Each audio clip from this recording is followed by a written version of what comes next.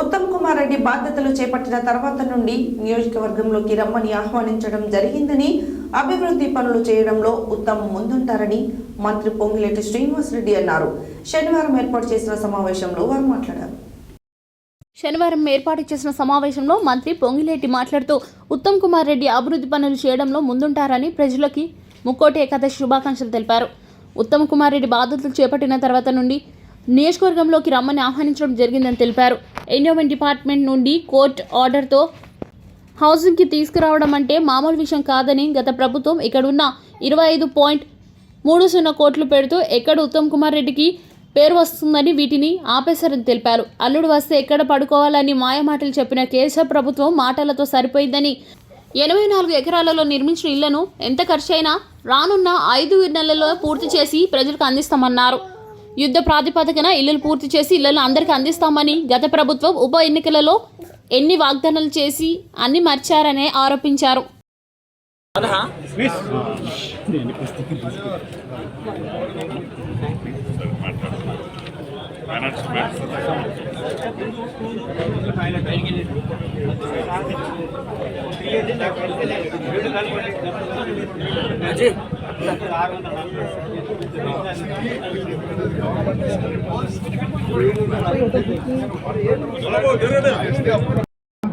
ఇల్లు, ఒక డబ్బా ఇల్లు, బిడ్డలు సేడ వండుకోవాలి, కొడుకు కొడలేడు ఉండాలి, గొర్రెలు కట్టుకోవాలి, పర్రెలు కట్టుకోవాలి అని పెద్ద పెద్ద మాటలు పట్టిండు.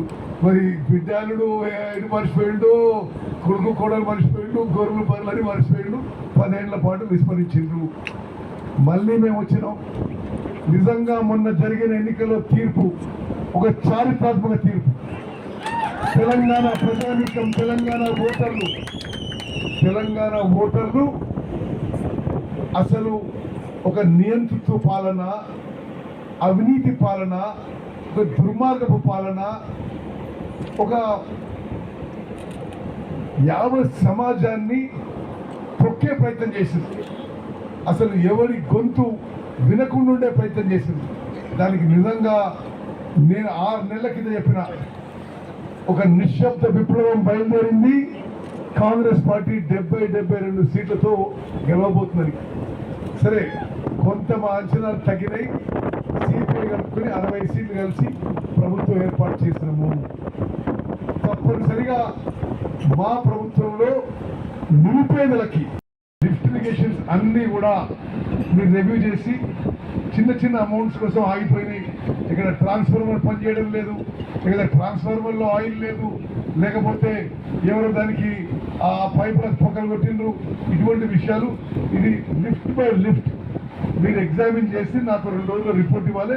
మీకు ఎంత బడ్జెట్ కావాలో అంత నేను శాంక్షన్ చేస్తానని చెప్పి గారి చేతుల మీదుగా ఫస్ట్ తెలంగాణ రాష్ట్రంలో ఈ ప్రభుత్వం వచ్చిన తర్వాత ఇవ్వబోయే హౌసింగ్ స్కీము ఇదేనని కూడా ఈ వేదిక మీద నుంచి మీకు తెలియజేస్తున్నారు.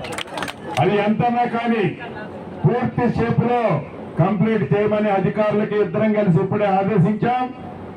యుద్ధ ప్రాతిపదికన దాన్ని కంప్లీట్ చేసే కార్యక్రమాన్ని స్థానిక కలెక్టర్ గారి సహకారంతో మీ అందరి చేతులతో అధికారులు చేపడతారు.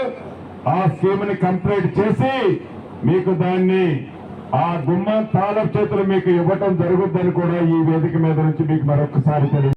గ్యాస్ సిలిండర్ పథకం కూడా ప్రారంభం చేయబోతున్నాం అని చెప్పి నేను మనం చేస్తున్నా. మేము ముందిచ్చిన మాట కట్టుబడి ఉండి 100 రోజుల్లో మేము ఇచ్చిన మాట 6 గ్యారంటీలు అమలు చేయబోతున్నాం అని చెప్పి నేను మీకు మరోమారు మనవి చేస్తూ, ఇంకా అది మాట్లాడదు. నేను ఎక్కువ సమయం తీసుకోకుండా మరి గౌరవనీయులు మిత్రులు రెవెన్యూ మరియు ఐఎన్పిఆర్ మరియు హౌసింగ్ శాఖ మంత్రివర్యులు ఈ సందర్భంగా వారి సందేశం ఇవ్వాల్సిన కోరుతున్నాను.